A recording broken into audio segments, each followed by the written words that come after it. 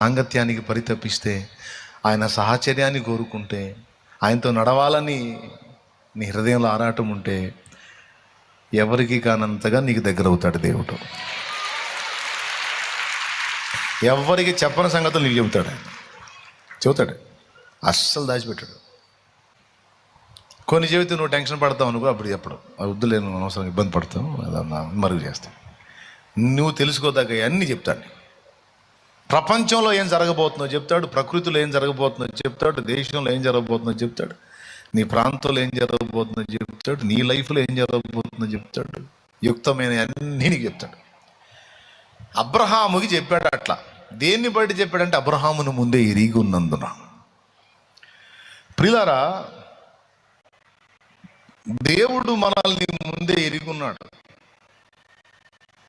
ఇది మీరు ఎరిగి ఉన్నారా?